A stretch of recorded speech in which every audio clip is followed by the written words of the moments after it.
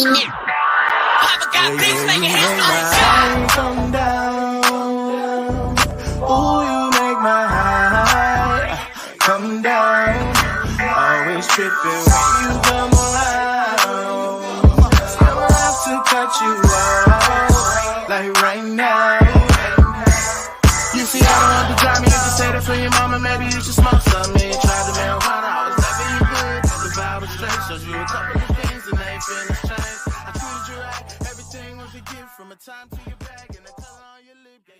Welcome to the Seahawks Man to Man podcast, powered by Blue Wire. Shout out to the new company. My name is Michael Sean Dugar. You guys can follow me on whatever Elon Musk is calling that app these days. My @ name has not changed. It's also right under my chin, at Mike Dugar, MikeDugar. Appreciate the love and support from everyone who is watching or listening via our YouTube channel, Seahawks Man to Man. That's Seahawks Man, the number 2 man. That is the name of the channel. That is also the name of our Instagram and our TikTok. Make sure you go like, share, repost, whatever the kids are doing. Whatever supports us, press those buttons on those platforms. Really appreciate that.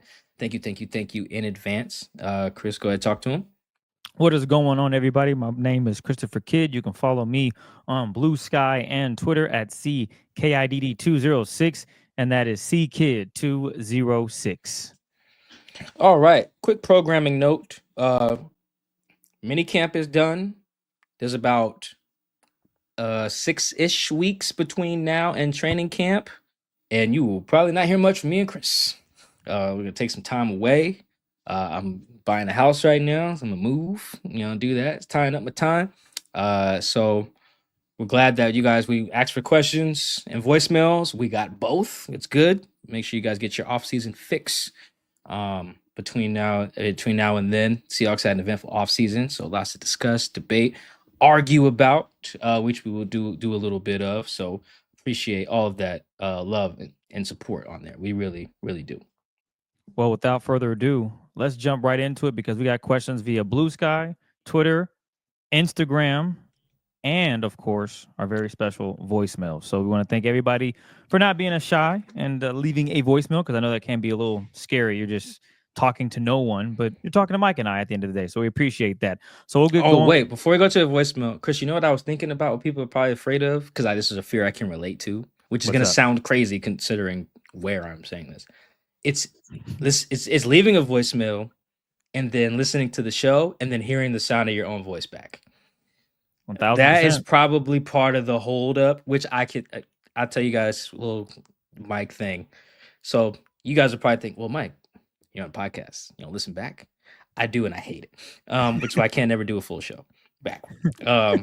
And so that's one. 2, so obviously I record my interviews with people, whether in the locker room, whatever, over the phone. I always skip my question when I'm listening back. Not because I remembered what I asked and I don't need it. I just don't want to hear myself ask the question. Even if it's a good question, perfectly normal, I never use it. Or I never listen back to it. Like I'm a little voice memo app, you can like press the button and skip a few seconds or whatever. I'll do it every time. So if that is your holdup, you're just like, man, I just hate how my voice sound back. I don't want to hear that. Hey man, Mike understands. I hate it too, which again sounds weird considering the platform I'm saying that on. But I'm with you. I don't like hearing it back either. That's all I wanted to throw out there. I think everyone that is in the podcasting, radio, whatever industry that involves you talking and going back and listening to said interviews, it's very uncomfortable because I too cannot stand hearing myself talk about anything, let alone the Seahawks, for 90 minutes and I have to listen to it and critique myself or whatever the case may be, see what I did wrong, all that. It's not fun. It's very challenging. So yeah, even if you do call in, Mike and I understand where you're coming from, just to shed light on that. But we do appreciate all the voicemails, all the questions. So as I stated, we're going to get right into it because we have quite a few. We'll start actually with the Instagram one, our Instagram Seahawks Man to Man. We opened that up as well. So stay tuned for that if you're following our Instagram page, Seahawks Man to Man. This first one comes from Kevin Sylvie. From what you witnessed, Mike, thus far, can you give us Jalen Murrell's career ceiling? Oh, career ceiling. I will say this about putting a ceiling on him is a little tricky because I didn't get to see the running part. Because it's OTAs and training camp, or excuse me, it's mini camp. We can't see the running part. So that's such a big part of the ceiling. What he does when he tucks the ball and runs or throws on the move, but mostly when he runs the ball. Because best believe when he's in the game, whether as like spot duty or as the starter, whenever that happens, he will have a lot of design runs. It'll look a lot like what you see with Jalen Hurts, what you see with Cam Newton, Lamar Jackson, like Josh Allen, the design stuff too. So not seeing that makes it a little bit hard to project the ceiling. There's my caveat. However, I will say this also about Jalen. I thought he looked much more polished just doing the simple stuff. You know, the quarterbacks, I think I've talked about this before. But you look at Jalen's tape in Alabama, the few games I watched, the just basic quarterback stuff seemed to trip him up. It wasn't being able to throw the ball far or throw it hard, or not even all the time just throwing it accurately. It'd just be like, hey, they took away this, now hit the shallow crosser in stride so he can get the yak. Or it'd be like, okay, the linebacker jumped into your dig window, progressed to your next read, hit your check down. Or, just the stuff that really the quarterbacks do at a high level each and every week that makes them who they are. It's not the trick throws. It's not the fancy stuff. It's not some of the throws we love from Geno. It's really just the like, okay, they switched into cover two. They're bracketing DK, so check it down and Will Dissly live to fight another day. Like those, that's like sometimes that is high level stuff, and I didn't see enough of that. It felt very much like watching a really raw Russell Wilson tape, which is just like I'm either gonna bomb this or taking a sack, or if I do check it down, that's it. It's either only those two things. I don't know if you guys all watched the AFC North Hard Knocks, but when they were on there last year, the Ravens, I think, passing game defensive coordinator, when they were going over film before they played the Steelers, they were watching Russell Wilson and they were saying, "Look, there's no mid range." They were just like, he's all threes and dunks. He's check downs and deep balls. That's kind of how I felt watching Jalen. He looked more comfortable doing the mid range, so to speak, to continue the basketball analogy. So I think that if he does that, that's a big if, I think you are looking at like a Jalen Hurts type of player. Now, Chris, I'm starting to learn here as I read more and more about people who argue about quarterbacks that Jalen Hurts is pretty polarizing, because there's some people who think he's a lot better than I think he is. But I think the good thing about Jalen is that is that he plays his best when it's needed. Like I think the two best games he's ever played are probably the Super Bowls, both of them, the one he won and the one he lost. So I don't know if Milroe gets to that, but if you just watch Jalen Hurts play in the regular season, got a great deep ball, great runner. He's got a good chemistry when it's time to hit the mid range, like hitting AJ Brown on dig routes. Like I think the best case scenario is something like that for Jalen Milroe. I don't know if that means like being a top 10 guy. For instance, I don't think Jalen Hurts is a top 10 quarterback, which feels hot takey, I guess, because he's a Super Bowl MVP. But I think wherever you think Jalen is, Hurts in the QB spectrum, I think like a ceiling for Milroe is probably around there. Well done. I like that. This next one is from PNW for Democracy. How is the overall offense looking? As a unit, are you confident that they can go against some other good teams and put up some points? Yeah, OTAs is fun. Or it's always fun when they go against the defense as opposed to just like routes on air and stuff, because like everything sounds good until the other guys line up. Like it's all sounds good in the meeting room on the film, like, oh, in the walkthrough, yeah, we'll just do this and then that, boom, touchdown, bang. It's like, nah, man, those other guys get paid too. And I thought the Seahawks defense looked like Mike McDonald made this point that I thought was really important to keep in mind when you're talking about mini camp and training camp. Because especially when there's no pads. When there's no pads, the defense is not expected to make the play. That's what Mike McDonald said, and that's always been true, but it was good to hear him say it. They're not expected to make the play because you got to protect your teammates, you got to protect yourself, you don't want collisions and things like that. So on the occasions when they do make the play, that means it was such an easy play to make that there was no threat of colliding or hurting yourself or hurting your teammate to make the play. That means you got to, particularly if you get an interception, that means you got a real read on that ball. Like, because you'll see sometimes in practice, guys will, like, if they think there's going to be a collision, the DB will, like, get out the way, put his hands up, like, very clearly let the guy catch it, because that's what you're supposed to do. So if you make a play in practice with no pads, yeah, you were on some stuff that day. So I say that to say the chess match between the two sides was really good. I didn't think the defense would make as many plays as they did on the ball on the first team guys. Like if they had picked off Milrow a bunch, I'd have been like, well, that's the rook, blah, blah, blah. Nah, man, they were snatching them from Sam. I think they got Drew once, maybe, but Sam threw like 4 picks. It had 2 dropped on the last day that I was there. So 2 balls that were really great reads by Spoon and by Reek. So I think the offense, it wouldn't surprise me if the offense has shows that it has a lot more room to grow in preseason than the defense. I think what's probably going to happen, Chris, is the first few days of pads, the defense might just kick the offense's ass, like in training camp. Like it might be one of those things where it's like, okay, guys, this is real ball now, because the D line is basically doing nothing. They're doing nothing. They're not letting off no spin moves, no fancy stuff. They're just like, all right, whatever. This is underwear Olympics.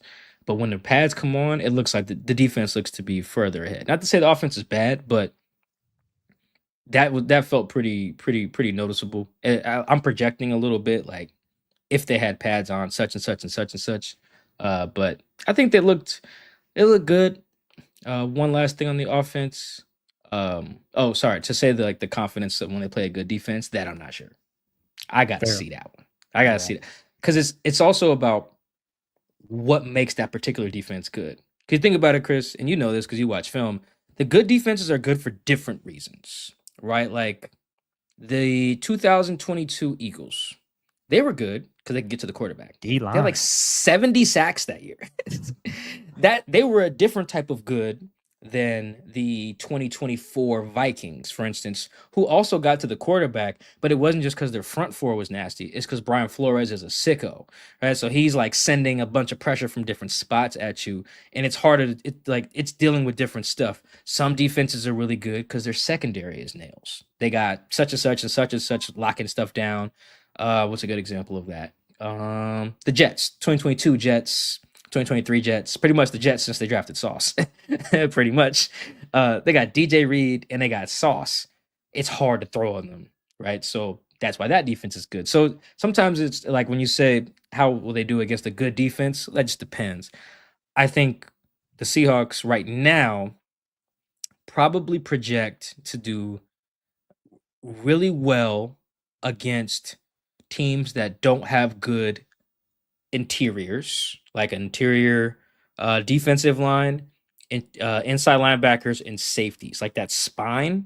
I could see Cooper Kupp, Jackson, Noah just like eating those teams up. And then if they run into a team that like has couple good edge rushers, like the Steelers or something, or teams that have like multiple outside corners that lock stuff up, like who's a good example of what I'm describing, Chris, is the Texans. Like that Texans. That Texans defense is one that would probably that could be an issue for like their because the Texans got Will Anderson. Who's the other? Is it Grenard? Jonathan Grenard? Yeah, I think it's either Grenard or Daniil Hunter. I think they switched last year, but whichever edge rusher is opposite Will. And then they got the corners. They got Sting, and then they got Kamari Lassiter. I think like a team like that. The outside guys and tackles could have issues, but at that particular team, it's Hunter, like correct? It's Daniil Hunter. Okay, thank you. So like I think it depends. It depends on the team they're playing against and why that defense is good. I think where the Seahawks really could feast on offense is a team that doesn't have a good spine. I think that's where they're running into issues, as opposed to playing like the Lions, who do have a good spine.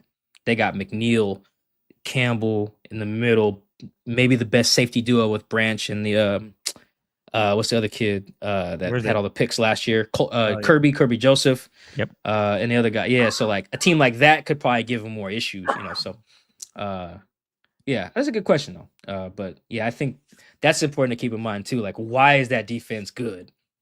That could determine whether the Seahawks can have success against that particular defense. This is from Nova Beast Mode. What do you expect from Byron Murphy's sophomore season after bringing back Jay Reed and Jonathan Hankins? Will his role change? No, I don't think it'll change because it doesn't need to. I think it just needs to be increased. And I do think that we need to see I think to get the maximum out of Byron. I might have said this here before. There needs to be, I think, that changing of the guard we saw with Tyler and Jackson last year probably needs to happen with Murph and Jay Reed. Like, that's not to say you bench Jay Reed, but it's just hard, as we saw with receiver. Even in an offense that was playing 11 personnel, it's just hard for everybody to eat. There's only one ball. In the case of the D linemen, there's only so many pass rush snaps to go around, especially pure pass rush snaps. Like, rushing on first and second down against play action is way different than like it's 3rd and 7. Everybody just beat the man in front of you, ready, break, you know? So those obvious pass rush ops, those have got to start going to Murph. Now he's got to earn them, obviously, but to get the maximum of what everyone wants to see from Murph, one of these like, give me 4.5 sacks in a season, double-digit quarterback hits. Like, to get that, he needs more ops, and to get more ops, someone else has to get fewer ops. That's just how math works. You're not going to take away from Leo. You're not going to ask Byron to rush on the edge. It's got to come from somewhere, and that's, unfortunately for Jay Reed, probably have to be him. So I think if that happens, then yeah, you're seeing a season where Murphy gets double-digit QB hits. I'd probably say like 3.5, 4.5 sacks, which is decent for a D tackle. I think he can have that type of season as a pass rusher, which is really, when people ask about Murph, I know that's what you mean. Because run stopping, it's not sexy. No one wants to talk about it. Murph's already really good at it. It's like, and if he's great at it, it's not like he'll make Pro Bowls because he's great at stopping the run, right? Unless you're like Vita Vea, I guess, or something. But I think where he's going to become a dude and be worthy of that first round pick is how he's affecting the quarterback. But I do think that's going to be a volume issue. I don't know if it's got to be like an explicit convo. It doesn't sound like they had one with like Tyler last year. It just sounds like after the bye week, he just stopped getting the ball as much, which is not funny.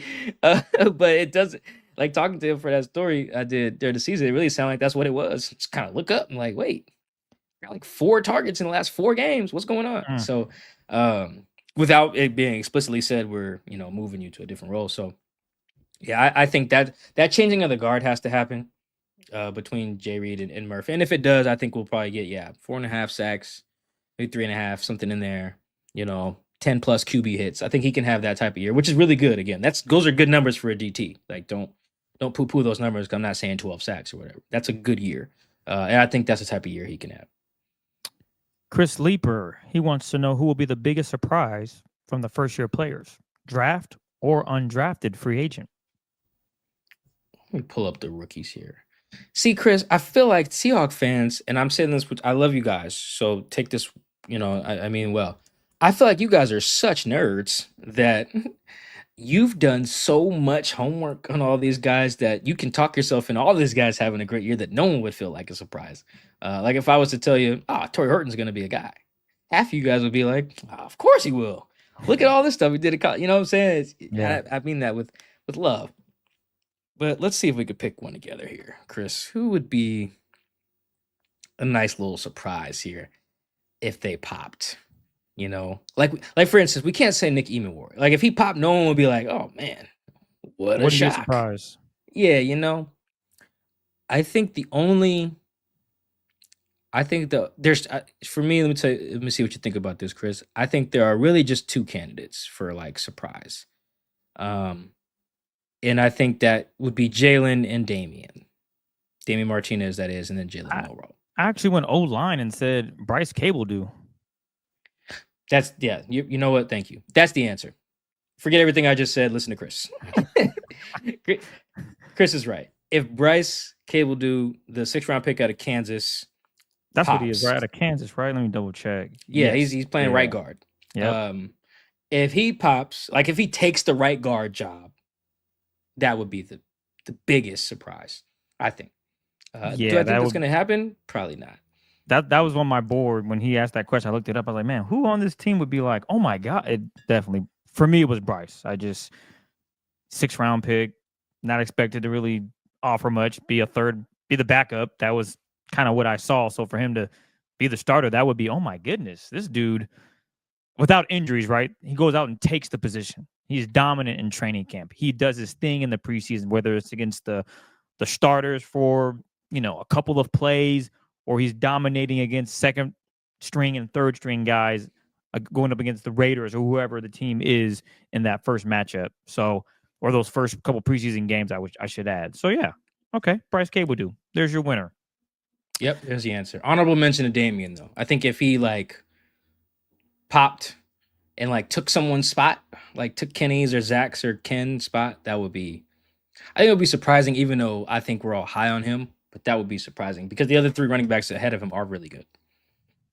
Facts. Next one is from John Norden. Eamon Worry, does he have a prominent role or position yet with the Seahawks defense? Yeah, that was something I didn't get a chance to write about it much during camp. I'm glad somebody asked about it though. So Nick is basically, I don't want to say that he's playing a bunch of different spots. He's playing one role that asks you to do a bunch of different things, right? That's not the same. He's basically just a nickel. That's the simplest way to put it. And when you are a nickel, you have a lot of different responsibilities. Like sometimes Jesus. you'll guard the running back in the flat, you know. Sometimes you'll carry a speedy receiver across the field, like a really fast one, you know, like one of them shifty type dudes, you know. Sometimes you're blitzing, you know, so that's why you'll see like someone like Spoon or Eamon Worry practice their pass rush stuff at practice. It's not they're playing a different role, nickels blitz, you know, that's just part of the role that's in the role. You know, sometimes you have to guard tight ends, you know, especially in like base packages. So I think that's his role. He's their nickel. He's like their base nickel, you know, heavy nickel, big nickel, whatever. And that has different responsibilities on first down, second down. Again, it has blitz responsibilities. It has coverage stuff. It has man-to-man coverage stuff. It has zone drops. Sometimes you're just the underneath defender trying to take away a route over the middle. Again, sometimes you're the flat defender. Maybe like in like cover 3 or something like that. So there's tons of different stuff that goes into just being a nickel. Doesn't mean you're playing a bunch of different roles. That's why playing nickel so damn hard is because you have to be good at a bunch of stuff, which makes Devin Witherspoon superhuman, you know. So that's the best way to describe the role. I think there's two things to feel about that. You want the good one first, Chris, or should I give him the one that makes me a little worried? Go bad and then finish with good. Okay. My worry is that that's too much for a rook. Because like even just kind of describing it now, I was like, damn, that's a lot. Because there's a lot going on when you're playing nickel. You're close to the action.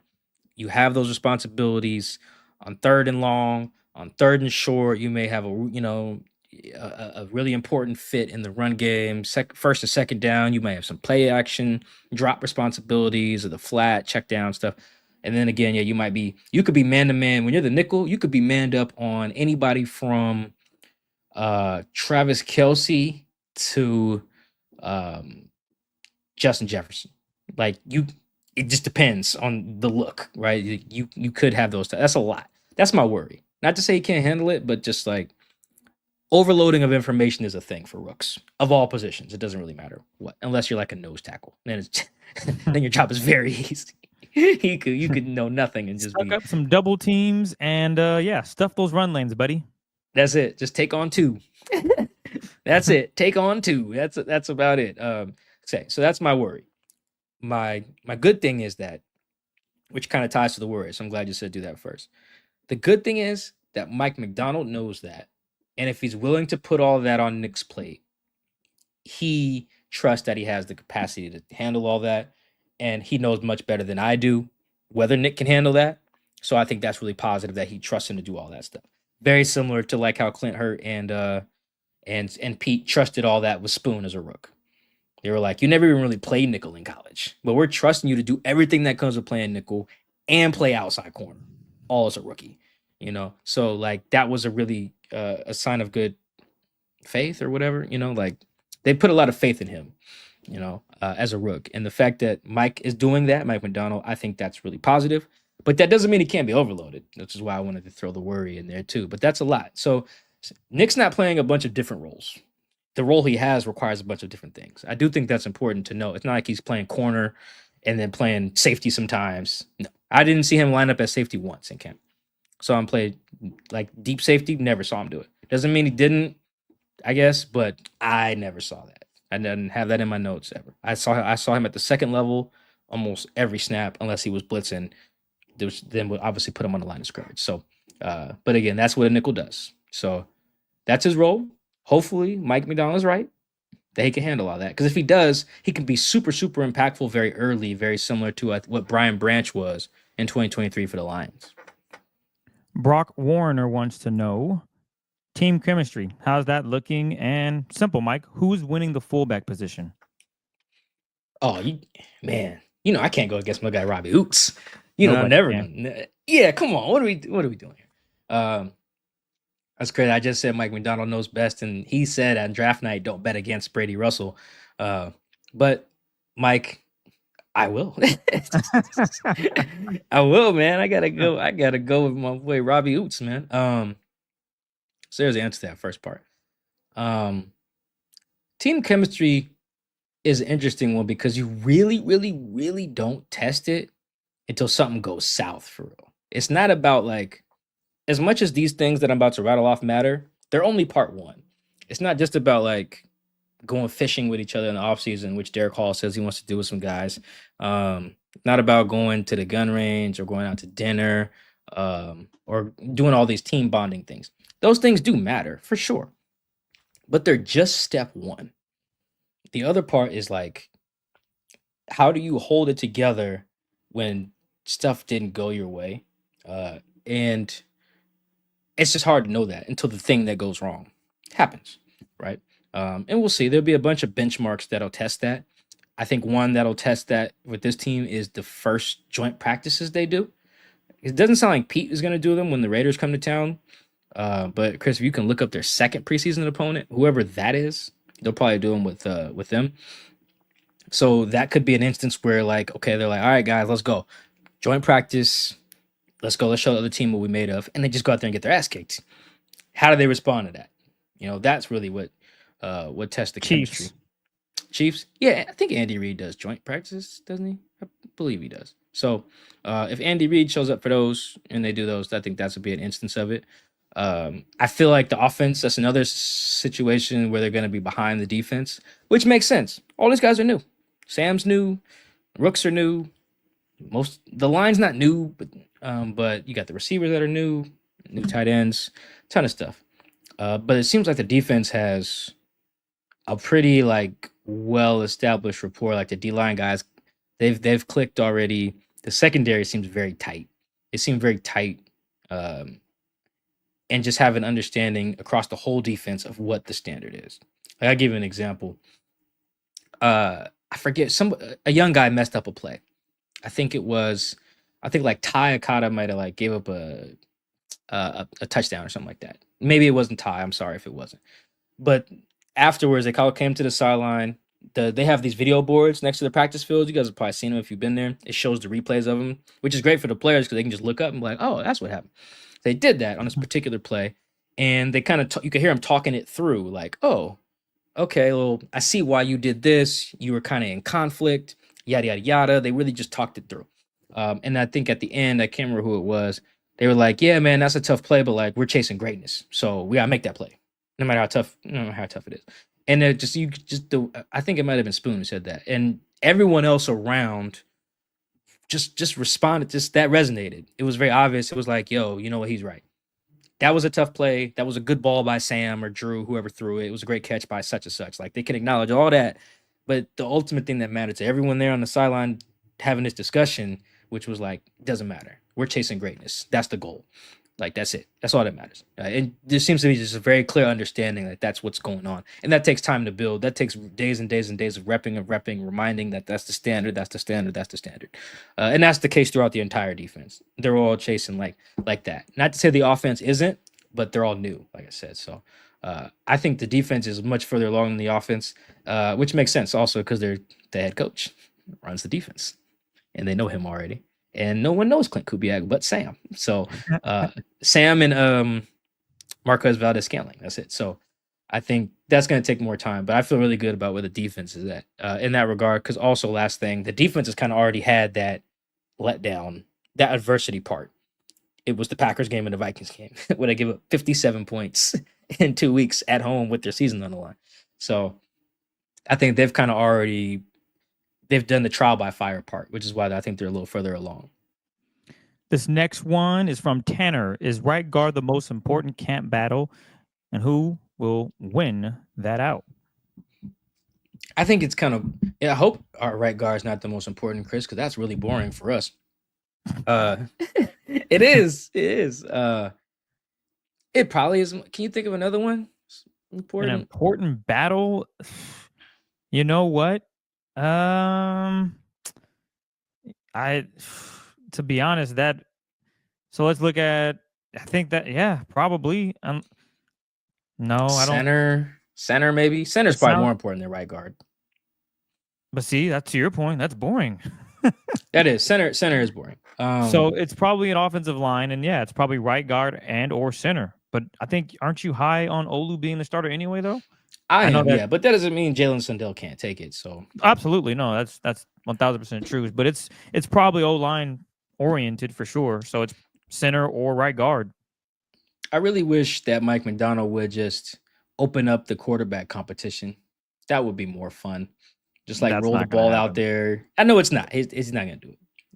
And I understand why he's not. Yeah. It probably makes more sense to do it the way he's doing it. I just don't like it selfishly for us. And like in the content world, it would be much more fun if they had a QB comp. It would. Like I still wouldn't be one of those people charting their stats. I think people who do that are insane. There's no way I'm be out here counting all the passes and stuff like that, leaving out the context of the numbers and the interceptions and stuff. But that would be more fun. I would be much happier if Sam and Jalen and even Drew looked good in camp. Drew was spinning it. Drew probably made, I think the best throw of camp was made by Drew. It was basically, it was, I can give you an example of what exactly it looked like. He was rolling rolling left off one leg, just launched it to the sideline, over the defender. I think he threw it to Cody White or Steven Sims. And it was just a beautiful ball. Like it looked, remember that Geno threw one to Noah like that against the Saints in 2022, like rolling left, but it adjusts his body like that. Drew did that, but threw it further. This is probably a 40-yard heave. It was beautiful. Drew looked really good, looked really sharp. So I would love for all three of them to get out there and rip it and let the best man win. I do think Sam would win that, to be clear, but it would be more fun if he had to go win it, as opposed to Mike being like, "You're our guy, everybody shut up." That's no fun, Mike. Come on, man. We need content, brother. Make it fun for everybody. This next one is from, we'll go with Turbo. New players or returning, who are you guys most excited to see on the field this season? All right, I have one in mind, but you go first. And if you steal it, I'll pick a different guy. All right. I will go with, this is tough. You know what? Give me MVS. I want to see what he can do with this offense and how they're going to use him. I really think he can unlock a lot of deep plays, but also think the screen game, he could be used as well.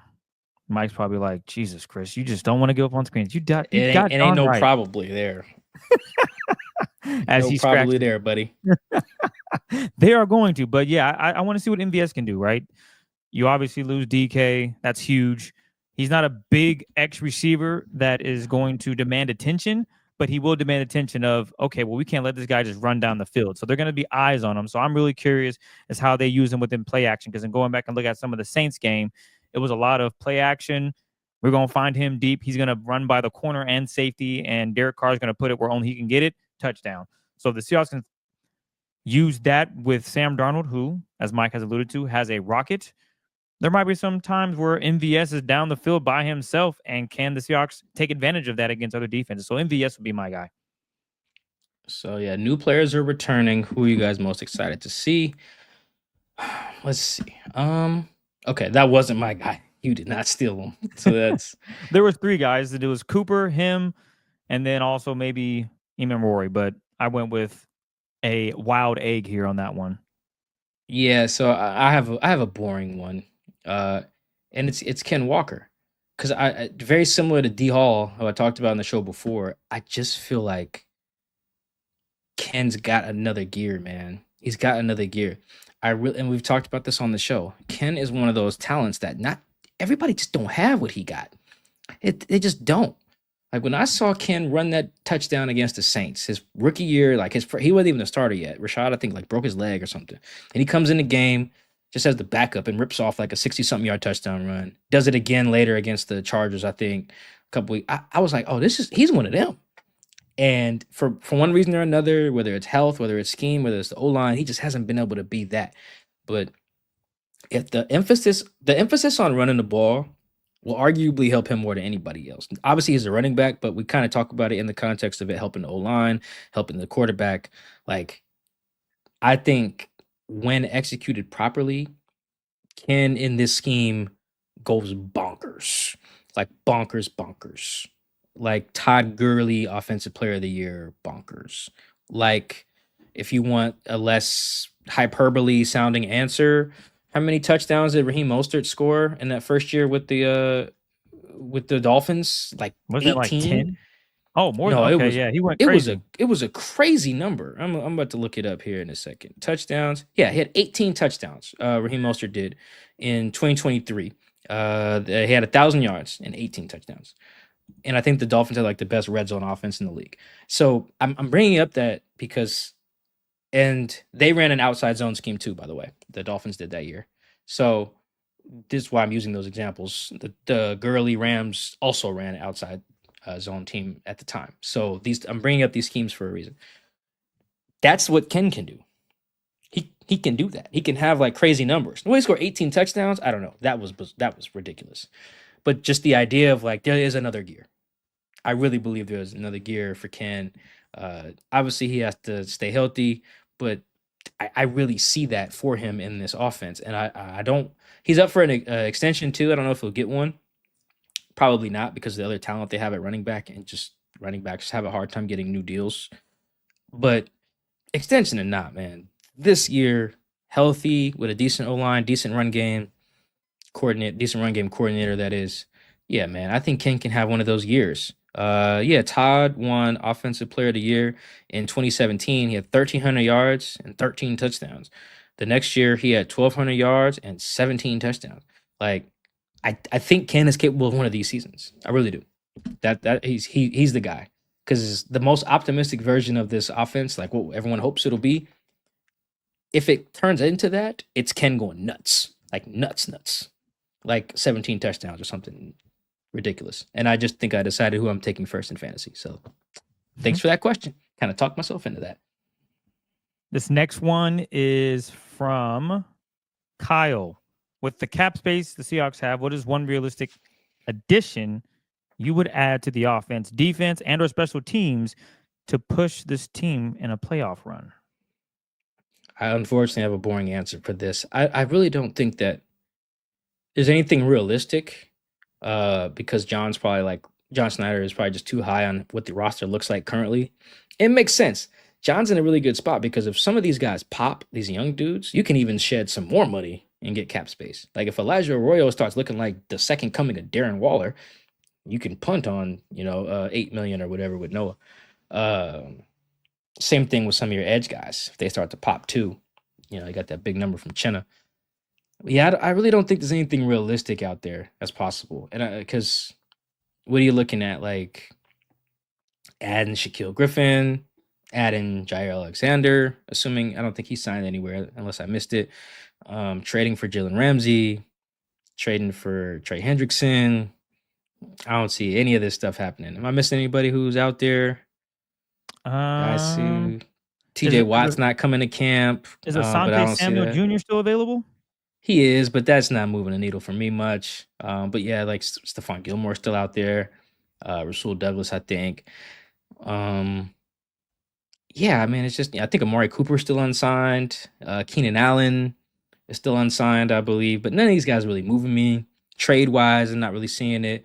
All the guys that are like not coming to work because they want new deals, I don't really see that manifesting itself into a trade. Like Trey Hendrickson is obviously the big one on defense. I still think they should do that, by the way. Like if it costs you Boye or Chenna, I think you should still do it. But anyway, that wasn't the question. That's the one. Terry McLaurin's not showing up. I think he wants money. I don't see that manifesting itself. I also don't know how you don't pay Terry McLaurin.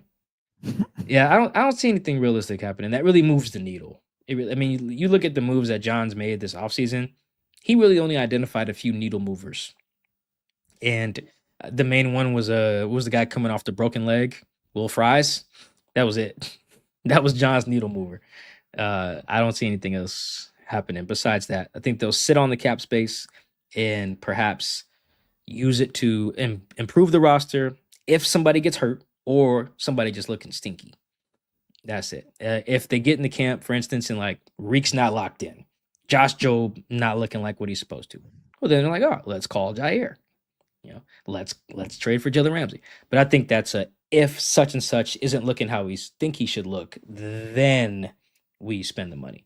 I think that's how they're approaching it. And to be honest, outside of the Trey Hendrickson thing, that's probably how they should approach it. I guess Micah Parsons hasn't been paid either, but again, I don't see the Cowboys trading him to the Seahawks. They call me Panda Man. Who made a name for themselves? And vocal leader, who is that on each side? Let's see. Who made a name for themselves? I do think that this portion of the offseason that we're able to watch is just more conducive to receivers making a name for themselves because nobody else can really do anything. In that regard, I thought that Cody White looked really good. I thought he gave us that little nice reminder, like, hey man, I'm still here. I can do this. Kind of reminded me of what other guys have done in the past. I think what Cody White has done in the past, what Jake Bobo has done in the past, what Aesop has done in the past. Shoot, I remember there was one year. Remember Keenan Reynolds was tearing it up in the spring one year. The kid from I think it was the quarterback at like Navy. Like, so we see something from a guy. It doesn't very rarely does it turn into something in the regular season. Almost never, really. Now I think about it. But that would be the guy if I had to pick someone. And let's see, vocal leader. I've been wondering about this on the offense. I just think I've mentioned this now a few times in the show. They're just so new. I don't know if there is one yet. And that's okay. It'll take some time. Because Jax doesn't really seem like that type of guy. Cup could be, but he's new to this environment, so he'll probably want to feel it out a little bit. Sam and quarterbacks are usually the vocal guy, so we'll see how he feels. But Sam is not a vocal guy. That's not his bag. He even said it himself. So I'm curious about that. I don't know if Charles is not really that guy. Abe's not really that guy. Maybe it's Olu. I'm not really sure what they do. Noah's not really that guy. Not to say these guys all just like sit in the back and shut up, but they're not like outspoken guy. The offense is much quieter than the defense during practice. Not to say they don't talk, but it's definitely not like what's going on up front in the trenches with a Jay Reed or even a Leo sometimes. Or, I mean, Spoon won't stop talking at practice. Like, Spoon is, to answer this question, he's the guy. He's the heartbeat of the team. He's the heartbeat. He's all of it. He's the juice guy. And I think that matters, and that's important because if someone is going to be talkative, they need to be able to back it up. And Spoon's probably their best player, second best. Is Spoon the best player on the team? Yeah, him or Jackson, or Leo, or Leo. I don't want to forget Leo, but yeah, Spoon's probably the best player on the team. So it helps that it's not just like a third string guy talking too much, So I really think it's Spoon. He's got the energy. And the good thing about Spoon and like his vocality, if that's a word, is that he does it almost more often for himself and in support of his teammates. Excuse me, let me rephrase that. He's like the rah-rah guy for everyone else. Like if some third string undrafted rookie makes a bat down in practice, Spoon's the first dude down there to be like, yeah, that's my dog. That's my dog. Like, yeah, like just hyping him up like he just made the game-winning play in the Super Bowl, And that goes a long way. And he also will come over and talk to guys and be like, hey, you had this, but you could tell by this the way he lined up, that he was probably going to do this. So next time when he does that, do this. He's that guy. And if he's doing it out there in front of us, he's doing it behind the scenes too, if not even more. So he's definitely stepped up in that regard, and he's complimentary, and he'll tell you that real and talk up guys on offense too. So I think that he's that guy. I don't know if he's like night before the game speech dude. That's probably more Jay Reed. But either way, I think those two, Jay Reed and Spoon, probably the answer to that question, with Spoon as like the most energetic human being I think I've ever met. This next one is from E-Train Talk Sports. Are the Seahawks actively searching for more O-linemen to add to their roster, or do they feel they've met that need? Yeah, I don't think it's active. Honestly, guys, I think it got real inactive after they didn't get Will Fries. They didn't do much after that. And on one hand, I can see that. If someone comes available that we're not aware of, then obviously John's going to look into it. But right now, I think John Snyder is probably somewhere either at Dino's, having a beer, or on a boat somewhere with his other rich friends saying, guys, this O-line's going to pop. Saying Olu's going to kill it or Jalen's going to kill it. Abe's knee is fine. Charles is going to be Charles. Gray is a beast. Like, you can almost see John talking themselves into this and just being like, we just got to figure out right guard and we straight, And you know what, Chris? That might be true. Like, that might end up being the case. Viewing it through that lens and like pretending to be John for a second, which, I love pretending to be John because then I get to pretend to be rich, which is great because I've seen the cars that John drives into the lot. Yeah, let me pretend to be that guy because that guy looks like he has a great time. Anyway, if you look at it through his lens, it's very easy to see how he could talk himself into saying, if, then we're good. It's a lot of ifs, but it's not that crazy. Like, Chris, we could probably expect Charles is going to be good this year. Like, they'll have a good left tackle, right? Correct. And we could probably guess that Gray will have some growing pains as a rookie, but he'll settle in and probably be good, right? Another good one. And then Abe, as long as his knee doesn't fall off, he should be fine. That's the expectation. So we settled 3 of the 5. We already had Olu in the building. We know he's decent. So if Olu or Jalen wins it, but particularly if it's Olu, we know what we're going to get from him. We've seen it with the live bullets. So even if we can talk ourselves into 4 of the 5 spots are good, that's kind of standard around the league. Very few teams are just like all 5 spots are set, we're straight. Most teams are usually got at least a battle going up there. So that's kind of how I think John is viewing it, how the team is viewing it, unless somebody magically comes open that we're not thinking about. But otherwise, I think they feel that they're straight up front. And honestly, I can see how they can talk themselves into that. So I'm not even going to blame them for thinking that way. This next one is from Eric at Tweets Are Dumb. When can fans expect to see contract extensions for the players on their last year of their current contract? There are a lot of players from 2022 rookie class. Decisions got to be made.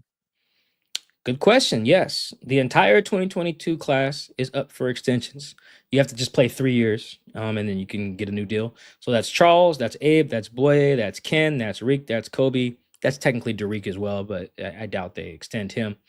To answer the question, literally any day. Like, this is the time of year that John likes to dig into those situations. You see it's happened real fast with Michael Dixon. The dude, I was looking this up when I wrote the story on Michael Dixon getting the bag. Bro, a punter got paid on Monday. I think it was the Jags punter. Became the highest paid punter in the league. He surpassed Michael Dixon. I think it's Logan Cook. He surpassed Michael Dixon as the highest paid punter on like a Monday. By Tuesday, Michael Dixon passed him right back. Like, that's how fast it can take. Now, granted, Michael Dixon's people could have already been in negotiations because he was in the final year of his deal. But any day now, any of those can happen. If I had to make a prediction, I would say Charles is done either by training camp or the first day of camp, that Charles Cross has a new deal. And honestly, I think all the other guys who are up for deals that I named, their representatives will probably talk to John about it, but I would be surprised if a deal gets done. I'd be surprised if Kobe, except for Kobe, because Kobe can look at this 2 ways. Because Kobe's kind of for a guy ending the first year of his deal, he's kind of on the older side. 'Cause I think he played in college a long time. Like Kobe's already 26. And I'll give you like a comparison. So Kobe is 26, and Xavier McKinney, who just got a bag last year, who was drafted 2 years earlier than Kobe, is also 26. If that makes sense, like he hit free agency faster than Kobe, or not faster, but he hit it at a younger age. Like I think he was 25 when he got paid. So I could see Kobe. That may not have made sense, y'all, but just bear with me.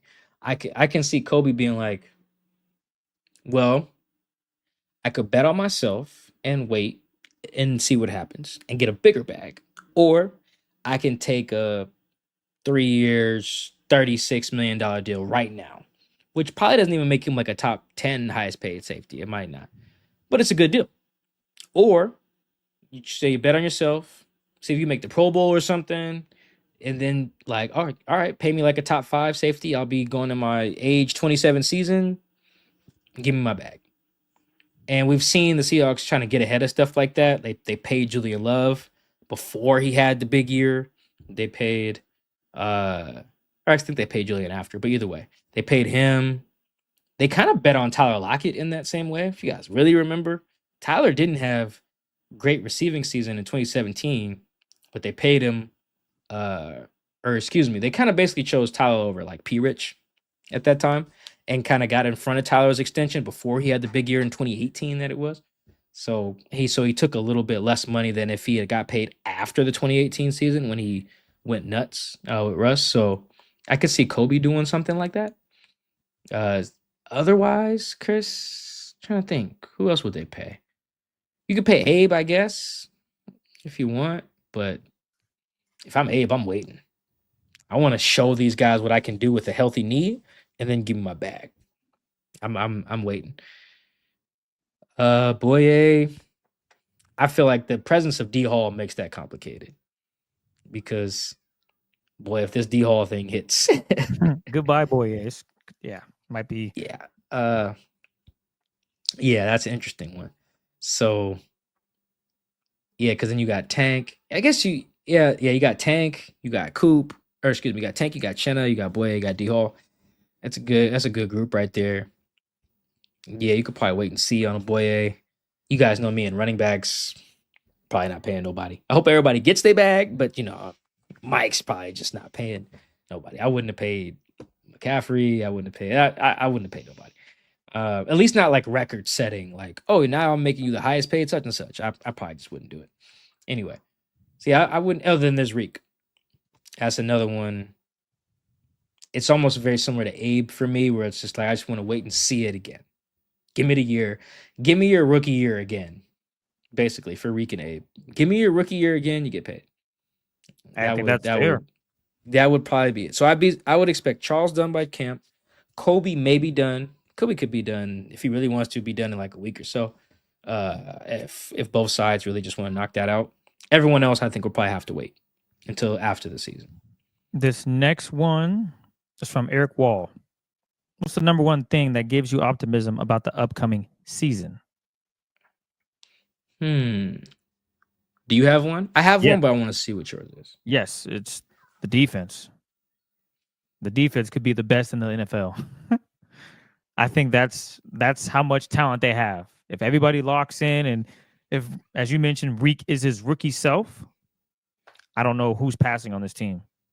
It's going to be that much of a challenge, especially if the D-line's getting to the quarterback, because obviously there's good receivers. I'm aware of that. But a good pass rush combined with good DB play creates chaos for your quarterbacks and running game. And that means the Seahawks are just holding teams to 13 points a game. The offense is doing okay, winning, maybe scoring 20 points a game or something. That would be like chef kiss. If the defense is the best defense in the league, top 5, that would be wow. And that would say, to me, this team could go really far. So that's me being optimistic. This defense is elite.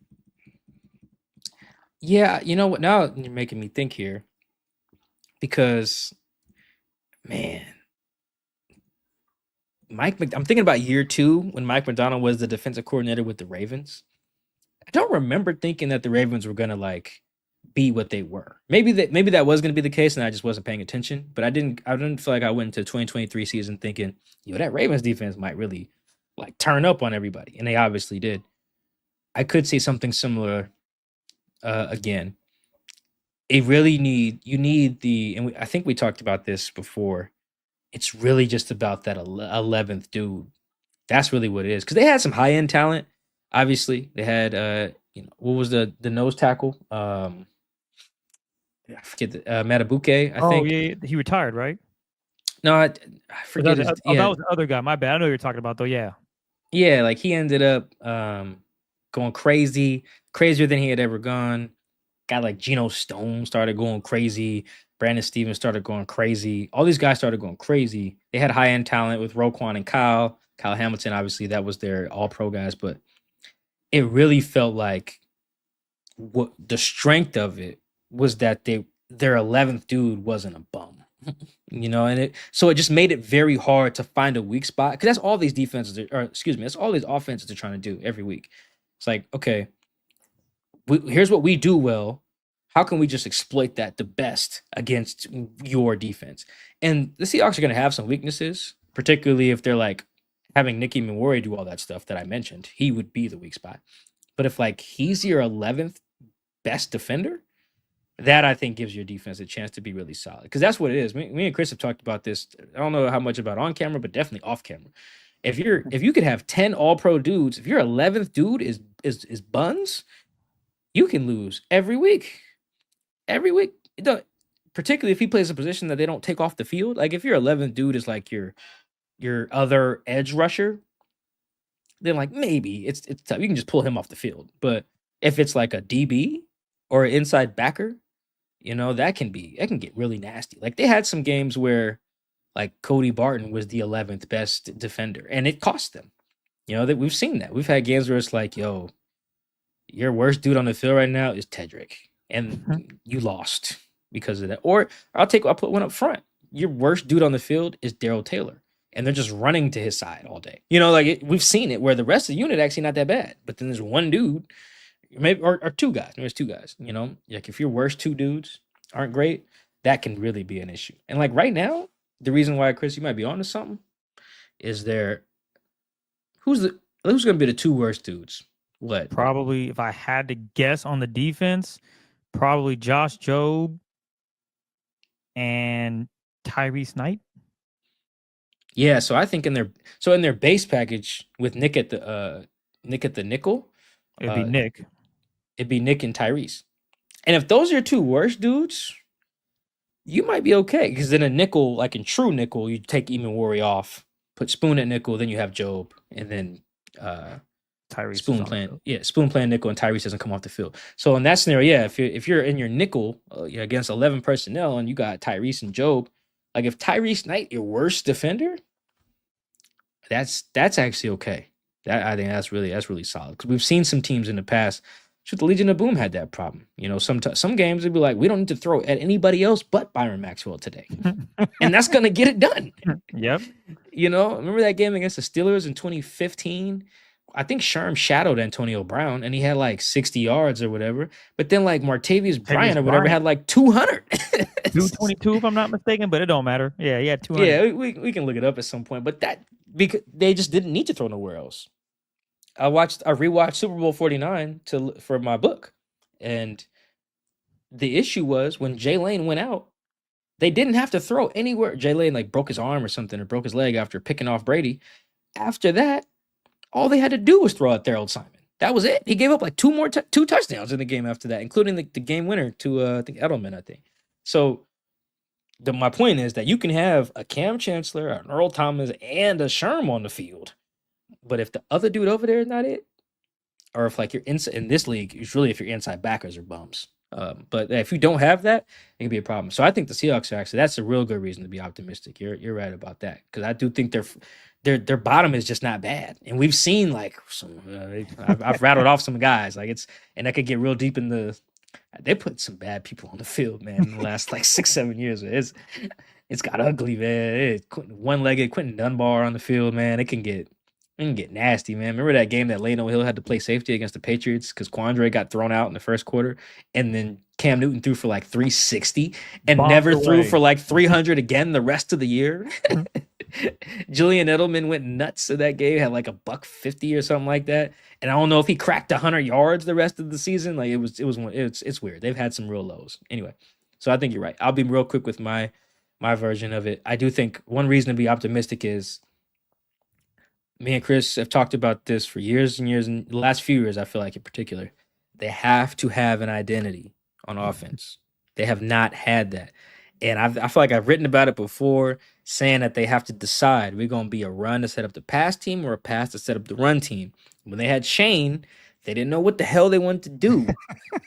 And that was bad. It cost people jobs. When they had Grubb, I think they didn't know what they wanted to do. Grubb told them one thing in the first meeting, like, we're gonna run this pill.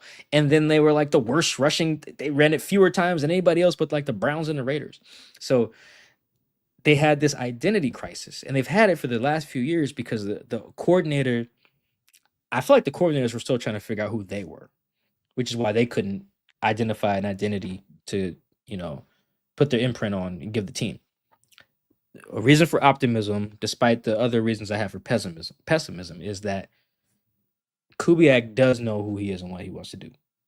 Whether they get it done, whatever. But step one, literally the first step, is knowing what you want to be on offense.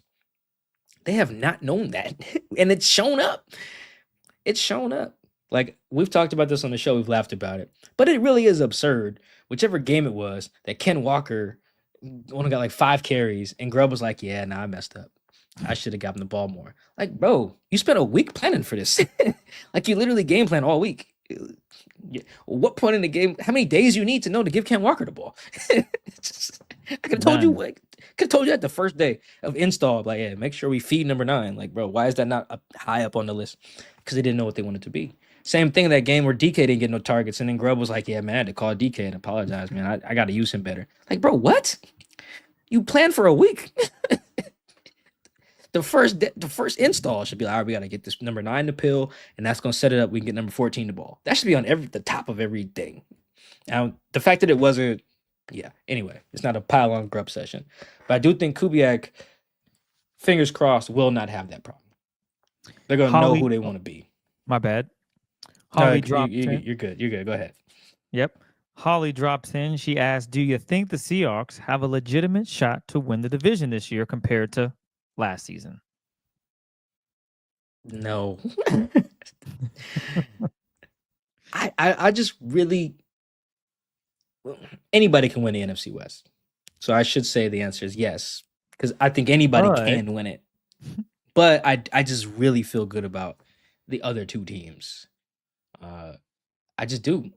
They're really good coaches, man, in the NFC West. Like, this is no just like pushover division. And I think the NFC West, in terms of coaching, man, is what a lot of other people perceive other divisions to be. Like the AFC North or whatever, like Tomlin and the Bengals coach and Harbaugh. No, that's not Zach Brown. It's something. Zach Taylor. His name is Zach Taylor. Zach something. I think Zach Brown's a band. I think it's the Zach Brown Band. Oh, anyway, that's fun. You never heard of the Zach Brown Band? Absolutely not.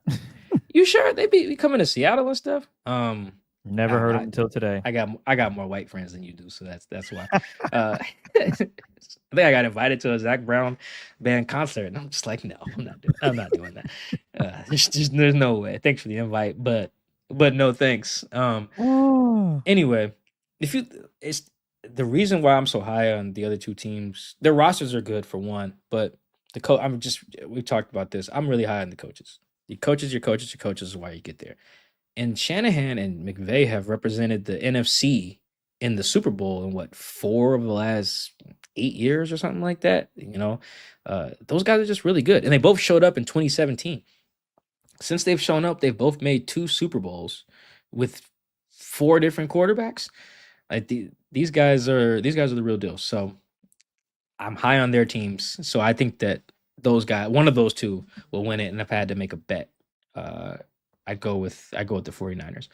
I think that there are two. The reason I feel that way about the Seahawks in relation to the other teams is that I feel like there are too many ifs. You know how each team kind of has a, if this happens and that happens and that happens, then they'll win the division. The Seahawks have like 6 pretty relevant ifs. Offensive line, Yeah, run if the game, offensive line is good, if they can run the ball, if Sam Darnold is himself from last year, if the Cooper defense takes Kupp. another step in year 2, if Cooper Cup's not washed, if Ken Walker stays healthy, like there's a lot of really notable ifs. I think every team has them, to be very clear. Like the Rams, for instance, is if Stafford still got some juice, which doesn't feel like as big of an if. Like his last game, he looked fine throwing in the snow on the road. They almost won that game, Mike. Yeah, like that's not like one of their ifs is like their secondary. They're an if for me. If Devontae Adams is not washed, very similar to Cup. So they have some ifs. The special teams, I feel like, is sometimes an issue for them, and then the Niners have some. A lot of theirs are like health to me, though. If they're healthy, Yeah, if they're healthy, they're gonna win the division. That for Simple. real. If I think another if, that's to be fair, another if Robert Saleh fixes the defense. But that's not an if. I'm feeling like that's a less of a big if than Clint Kubiak. You know what I mean? Clint's Yeah. a good coordinator, but I don't know if he's ever had like a top 10 offense. I've seen Saleh have the best defense in the league on 2 different teams in the last 5 years. So I am Jets and Niners. I'm very confident that he will fix that operation. So, but it is an if, to be fair. But I feel like see what I'm saying? There's just fewer ifs. Like Purdy's not an if for me. Their offense is not an if. Everything really comes down to health. The 49ers' main one is if they're healthy. And if they're not, all hell, they can go 3-14. Yep. If they are. Whereas I feel like the Seahawks have a lot more and bigger ifs to me, which is why I think that, the Seahawks have bigger ifs, which is why I think they'll probably finish second or third, which is fine. Still make the playoffs with that. But yeah, I think the other 2 teams are better. This next one is from Rumpelstiltskin. How much of the problems in the run game last season were caused by play calling and scheme as opposed to player talent? And how much can the run game improve this season with better play calling? So between if I had to make a pie chart of scheme, play calling, whatever, personnel, that would all take up probably about the same slice of the pie. But I think the bigger issue was what I talked about earlier. It was just not knowing who you wanted to be. Like, God bless Daryl Bevell and Tom Cable. Almost sometimes, even Shoddy, sometimes perhaps to a fault, they were very, very committed to their identity of the run game. And I'd rather you know who you are and commit to that than just be out there just being unsure. I think the best coordinators know who they are and know how to be flexible within that without losing themselves. That's the best coaches too, to be honest. But that's what they've been lacking more than anything, I think. The O-line has also not been great, but I saw Tom Cable run the ball with some not great O-lines, 2015, they were just like, okay, put Thomas Rawls back there. He was killing it, right? So, because when you have your identity, it's just easier to solve the problems. If you don't know who you are and you come across a problem, how are you supposed to fix it? You don't know you. That's why Pete Carroll won't come off his philosophies and stuff. Because he's like, once I start just changing who I am to try to problem solve, I'm out of here. I'm done. And that I think that's real. Mike McDonald's wired the same way. One of his little phrases is, principles are set in stone, but methods are adjustable. And that's the same thing with an offense. You have to know who you are, but also be flexible within that. But you start with knowing who you are. And they didn't. Grubb didn't. Shane didn't. If they did know, they didn't know how to implement that to the players, which is, you might as well have not known. If you can't get them to execute it, you're only as good as the players on the field. So, as good as you can coach the players on the field up to be, I guess is the better way to say that. So I think more than scheme or whatever, it's just the commitment to it. It's the identity. And there are a few ways to go about that. Sometimes it's reps. Sometimes it's a mindset. Sometimes it's just putting a fullback on the field. I think is a big part of it for these guys. All that I think is going to be part of the change. This next one is from Peter Brown over there from Melbourne, Australia. Yo, what up? Right?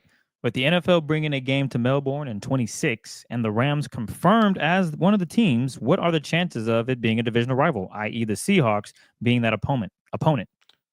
Yeah, that's like a league scheduling question that I'd have to probably make a phone call to someone who'd probably kill me if I divulged the answer on a podcast. But I think if we just scan the list, I don't really feel like they put a lot of divisional games overseas. I think it's pretty rare for them to do that. Maybe some of the London ones have been, but it does feel fairly rare that they put the division games over there. So, and that makes sense because if I was a home team, I would not want to give up a division game. You know, I wouldn't want to do that. Like if I'm the Rams, I want to play the Seahawks in LA. And like if I go over there to Australia, give me the Commanders or something. But just don't give me a division home game, you know. Not to say they have full control over that, but that would be my guess. I'm not looking at a list of all the international games ever, so maybe it has happened where divisional opponents have played. But when they do, I feel like it's stuff that's closer, like Mexico City. I feel like division rivals play in like Mexico City, or maybe like a game in Canada. Way over there, that seems like a little bit more reachy. Not to say that it's never happened, but anyway. So I would be surprised. I hope that's the case though. I never been to Australia, like, and I would love to get out there on somebody else's dime too. Yeah, let's roll with that.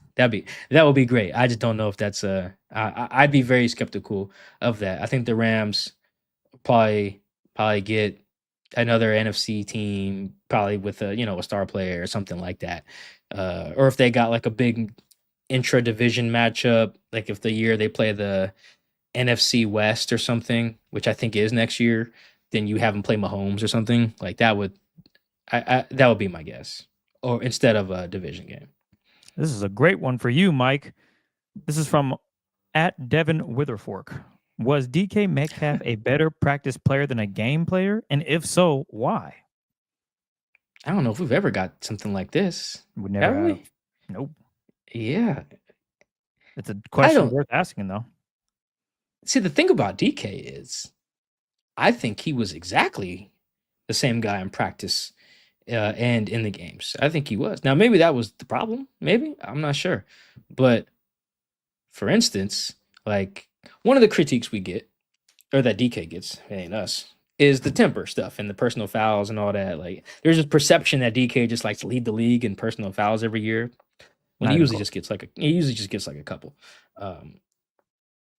But I bring that up because that is who he is in practice too. I mean, you guys all saw him swing a hit. I forget who he hit with his helmet.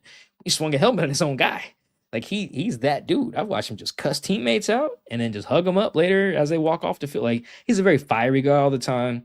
He's super competitive in practice all the time. And how he practices is how he plays generally, you know. So no, I don't think he was a better practice player. I don't think he was like doing stuff in practice, like in terms of performance, like lighting it up in practice and going no show in games. I thought he's one of those guys who it's almost like a fighter in the octagon, or like once he got into the ring, or like he was a different dude. Very Cam Chancellor-y, you know. He just that was it. Step between the white lines and it's on. Everything else after that, you know, he's a totally different guy. When I make that point, the example I love to point to is after the Commanders game in 2023, after they had just gone to like what amounts to war for a lot of these guys. A dude he don't know, forget the tight end's name, but it was like, hey man, my son's a big fan of you. It's like, oh, word? Here, give him my jersey. Boom, it's love. Just like that, shirt off his back type of situation. That's DK. When it's not time. When the lights is on, he's taking heads off. And he's always been that. I don't think that was the issue with DK here in Seattle. I think DK was great here in Seattle. If anything, it was just like we just got real nitpicky with Seattle. Me and Chris have talked about this before. DK was here so long. He was so physically imposing. He gave you about 85% of what you want in a number one receiver. Everyone eventually just got like caught up in that 15% he wasn't given. And then eventually he was like, I'm out. I will push back though on something that we've discussed. And I think you might have forgot to mention it. Not forgot. You did forget to mention some of the catches he's doing in pregame and how he attacks the ball. Because I would argue in practices, he's high balling everything. and to your point, dominating. Then games, he might have a career of like 8 catches that were high pointed when he is more than capable of doing what we've witnessed with A.J. Brown, who goes over the middle, high points, passes down the sideline, et cetera, et cetera. So that is the one thing that I think he does in practices and warm-ups more than he did in the game. And maybe I would exclude the warm-ups from the practice. I think those are you're right about the practice. We don't have a way to quantify that, but yeah, generally yes, practice, yeah.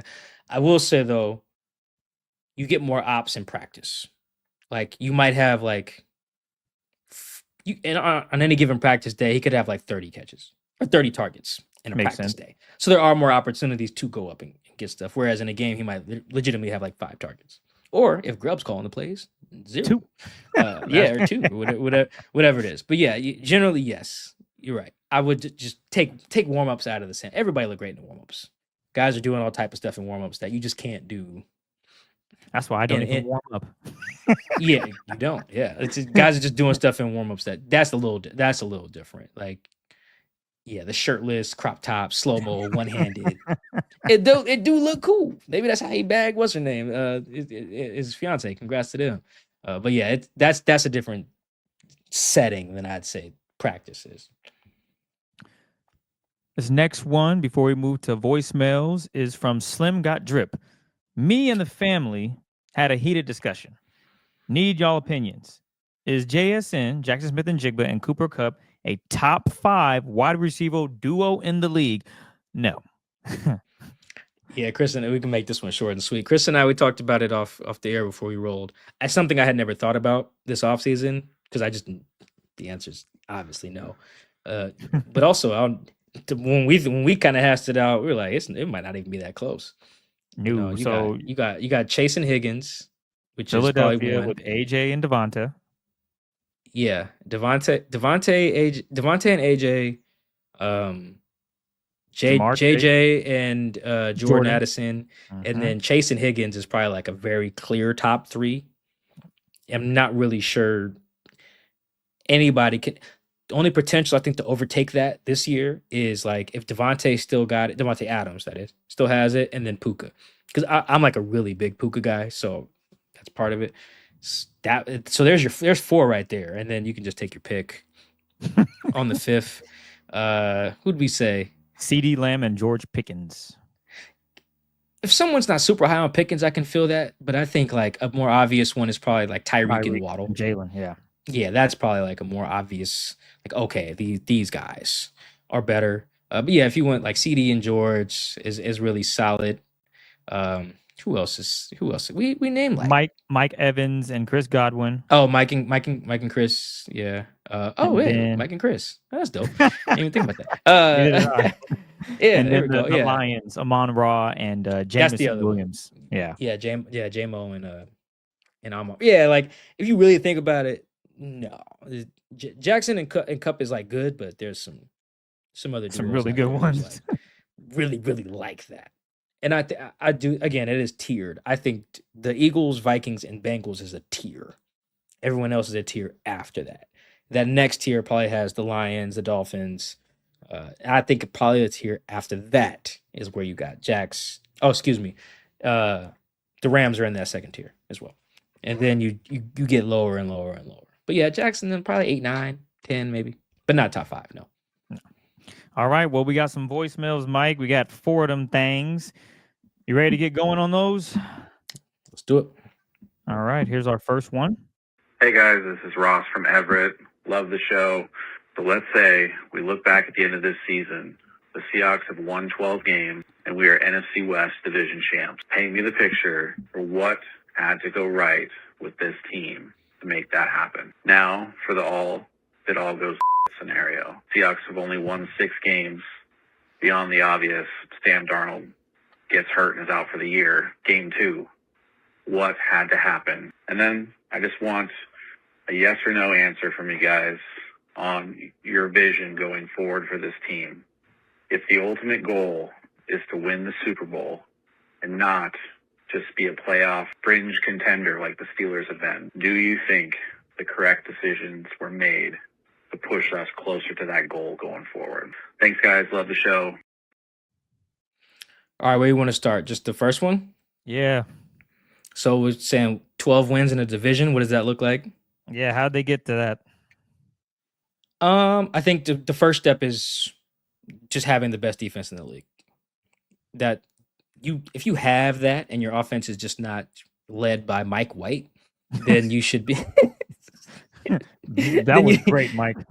then you should be able to get to 12 wins. Like if you just have like the 13th best offense in the best defense, then you should be okay. Shoot, let's test this theory here. Who had the best defense statistically? I think it was depends on what statistic you want to use. Last season? Yeah, there were a few that were like depends on what you want to use. For example, by points per game, it was the Chargers at 17.7 opponent points per game. By opponent points per drive, it was the Broncos. By EPA per play on defense, it was the Broncos as well. So it just depends on what metric you want to use. But for the sake of this, let's use the Chargers. So opposing points per game was the Chargers, number one. What was their offense ranked in points per game?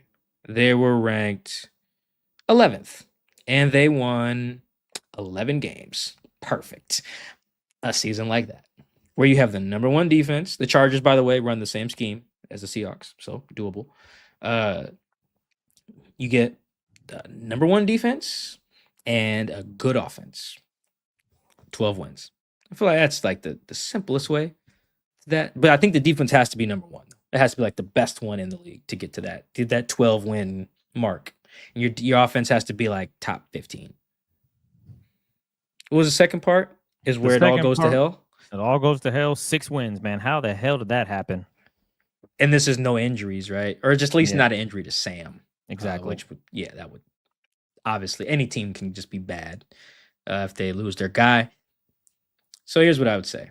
This is not super plausible, but let me know what you think. On defense, you get a scenario where the league like catches up to Mike McDonald, and there's just this massive regression because teams have figured out like his like disguise, send pressure from everywhere type of defense, and it just goes crumbling. And that happens. I feel like that happened with Pete, where he lost so many assistants that when other people around the league, they kind of had the secret sauce. They couldn't replicate it, but they knew how to beat it. Kyle Shanahan, very good example. He links with Dan Quinn in Atlanta, and DQ tells him, well, here's how you stop him. And then Kyle Shanahan comes up here and just like is great, and picks Pete apart to the point where he had to change his defense. So that scenario, potentially, I think the other way that happens or that becomes a plausible result is that teams get a better look at Mike's defense, which is being used around the league. It's not a defense that like you only see it when you play the Seahawks. You see it when you play the Titans. You see it when you play the Dolphins. They're running the same scheme. You see it when you play the Chargers. You see it when you play the Ravens. That's like 5 teams right there. So when you see it, maybe teams catch up, and instead of taking that leap to number one, they're just like a good defense. And then, Chris, I feel like Sam doesn't have to get hurt. The worst case scenario is he's just ass. I don't think that'll happen, but that's like the most plot of the bad scenarios. I feel like your imagination doesn't have to be that vast. It just has to be that Sam from the New York Jets shows up. There it is. There's 6 wins right there. If everybody else is great, Sam from the Jets shows up, you're toast. You are toast. That's like the simplest. Is there another way? Like that feels like the simplest answer to that. There's no other way. Yeah, like if he just is buns, there's your 6 wins right there. You remember in Infinity War, I think it was, when Doctor Strange was like, this is the only way we can beat Thanos? Yeah. That's the scenario. This is the only way they get to 6 wins. Sam is not good. Yeah, there's some other, like the O-line obviously being trash is like another, very possible one as well. But I feel like the simplest one really, I guess that's simple as well. Yeah. That and the O-line, Sam and the O-line. If like both of those position groups, quarterback and O-line, are just buns, then this thing 6 wins. 6 wins would be an accomplishment. In that scenario, you're looking at like 3. if that goes bad. So I don't think we'll get that. To be very clear, I do not think that will happen. But if you And the- ask me to map out the scenario, then yes, that would be it. And the last one is yes or no in regards to did they make the right moves in pushing this team forward from the trades to where they are now with this roster, Mike? Yes or no? Did they make the right moves, setting themselves up? All right, you go first. I will say it's a tough one, but I'll say no. I don't know how this makes this team better. It sounds great. I know they did a good job of doing what they could because both parties agreed that it wasn't going to work with Geno and DK, but I don't know how you put yourself in position to win a Super Bowl unless all these other things check off. So I'll say no. Yeah, I'll say no as well. I think you need a higher ceiling. I think you just need a higher ceiling. I think part of the way to do that is probably to go all in on the Mill Roll thing, really, because he's the higher ceiling of the two quarterbacks. He's probably not better like today, but he's probably the higher not probably, he is the higher ceiling quarterback for sure because of his legs. But rookie Mill Roll is probably not winning you a Super Bowl either. I do think the other issue is it's just a talent thing. As much as, for instance, I said this in a comment on one of my stories too. The Chargers, to continue their example, they had a really high-end defense, or like production-wise. They had a number one scoring defense. Chris, you know how many all-pro players that the Chargers had last year One on or two? defense? One. They had one, Derwin James. I think he was like second-team all-pro slot behind Marlon Humphrey, I think was first team. And I bring that up because I think to really get over the hump, because they got whooped in their playoff game, is because you need the high-end talent. You need it. You just need it. And I think the Seahawks, while they could be number one, which is why I bring the Chargers up, the Seahawks could easily have the number one defense in the league by like scoring, just like the Chargers did last year, and still not have enough high-end talent to take you over the end. Because I think the Chargers are a perfect example, especially since they're running the same scheme. And the one all-pro guy they had was the same position that the Seahawks could have an all-pro guy, which is Spoon in the slot. Like if Spoon was second team all-pro slot, no one would be surprised, right? So I think you need more high-end talent. Could they have gotten that this offseason? I'm not sure. But I don't think what they did was the right path to doing that. I think they just rearranged a bunch of names and they're probably just going to be a little better on offense, a little better on defense, but a contender, No. I feel like that's tough to see. I think the last thing on this, being a contender, we both agree, is reliant on who the other contenders would be. And I think if this Seahawks team was to have to go to Detroit in January, Goodbye. that would be a problem. If they have to go to DC, we'll see that those teams play each other. But if they had to go to DC in January, I think that would be a problem. If they had to go to Philly in January, I think that'd be a problem. You know, these are the other teams I consider contenders, those three. So are they in that tier? I don't think so. I think those teams all have a lot more high-end talent and higher ceilings because of that high-end talent. Because of their quarterbacks, their O-lines. I think that really their coaches are all good too. So I think Seahawks are still just fighting for that second tier. So no, they didn't do enough, I don't think. Chris, All right. this is Chris. Oh, sorry about that. Voicemail number 2. Hey, Mike and Chris. This is Chris in Everett. I was wondering how, when you watch a practice and see the Seahawks offense going up against the Seahawks defense, how do you evaluate how one group is doing, where one group is doing good and the other one's bad, or are they both doing really good? Or like if one group is excelling, how do you know that they're just doing great and that the other group isn't just doing bad? Thanks. Excellent question. Is one I get quite a bit when I tell people that I go out there and cover quote unquote practice. Like, what are you looking for?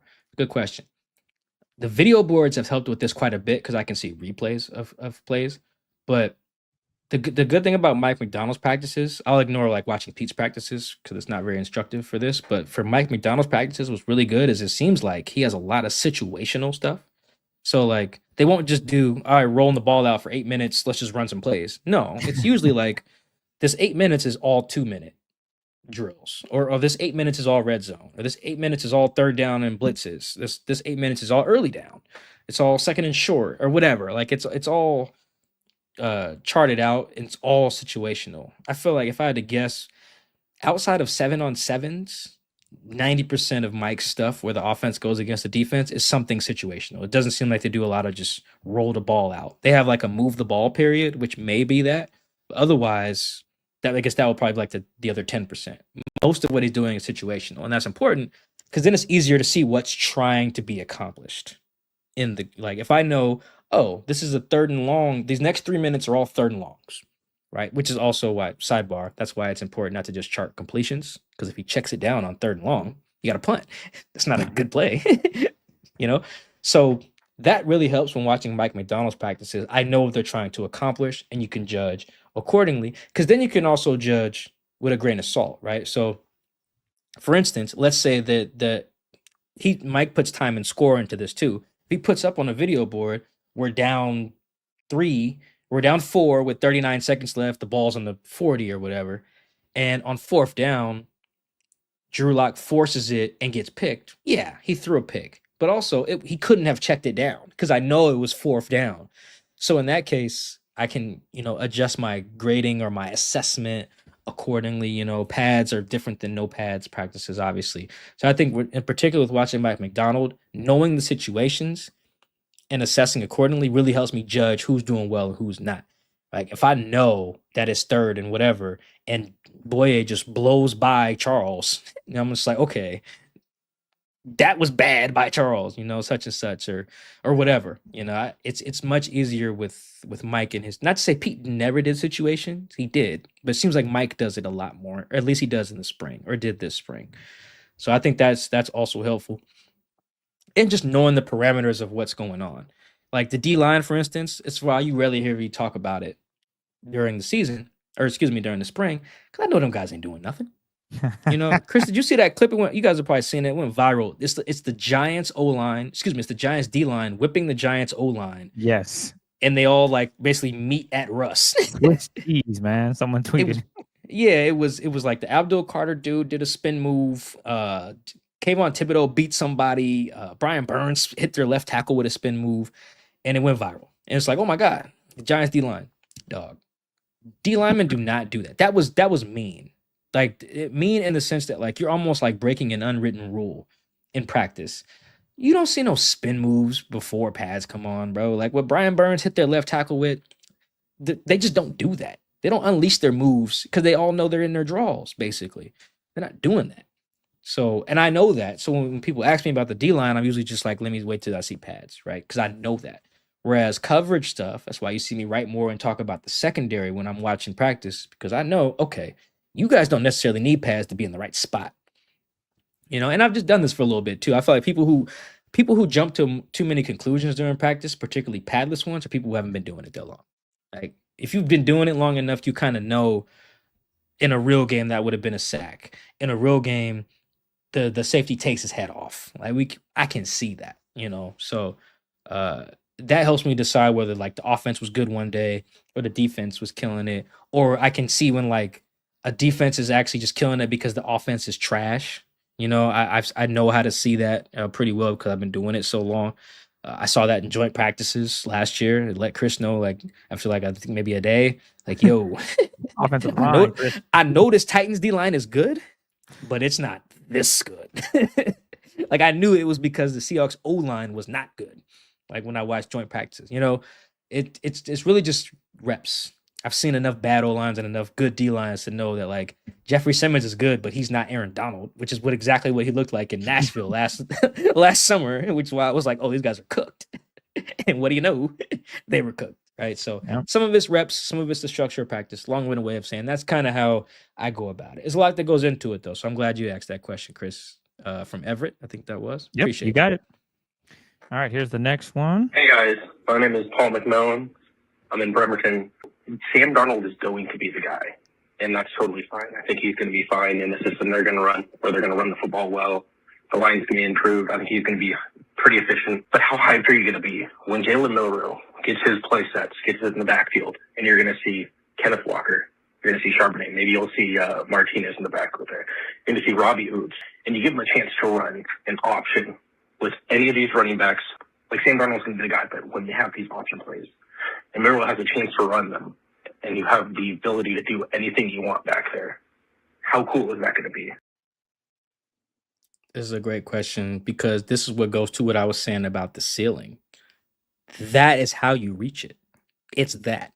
He has the thing that the other team, not to say teams can't prepare for option plays because, Lamar Jackson's a thing, right? But look what Lamar does to defenses. You can prepare all you want. He is special. Another example, Josh Allen, who's probably a better physical like body type comp for Jalen because Jalen can like run between the tackles and run someone over, whereas Lamar would just like embarrass them in the open field. So I think, yeah, man, that could be special. It really could. Now he's still got to be able to play quarterback. It can't just be Black Taysom Hill. That won't work. And you can't just run the option a bunch. But I do think that is where the ceiling comes in. That is it.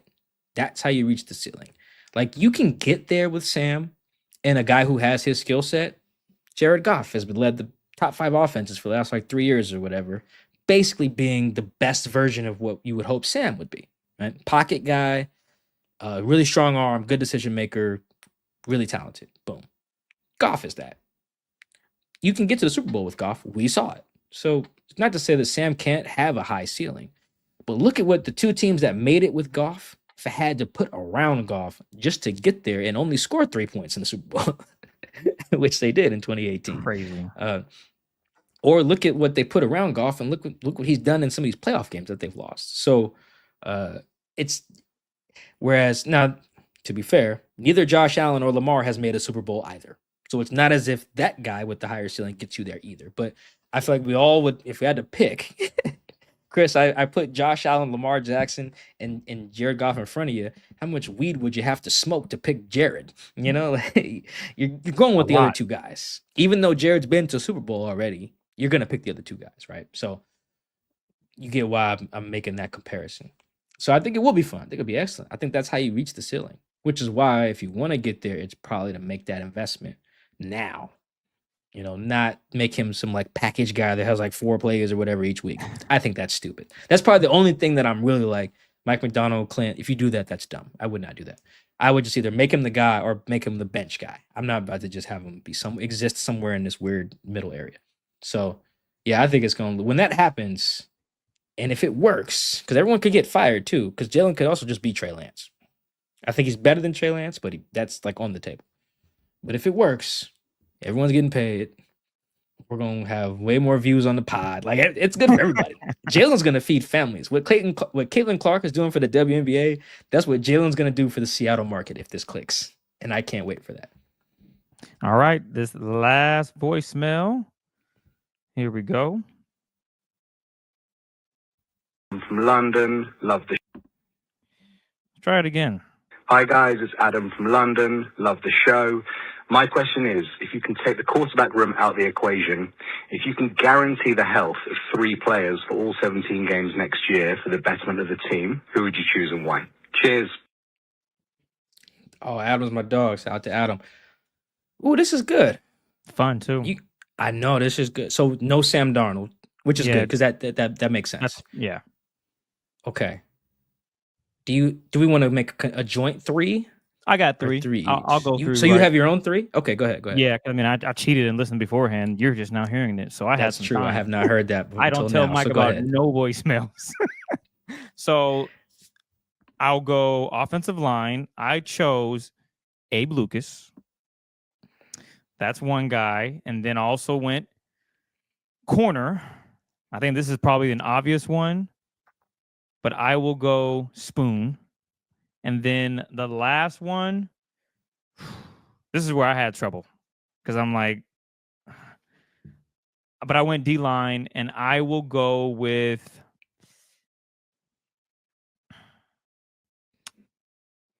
on defensive line, I'll go Leo. Okay. I will go, this is good because we didn't have any of the same 3. This is good. Oh yeah, we did. We both have Spoon. I'm going to go with Spoon, Ernest, and Charles.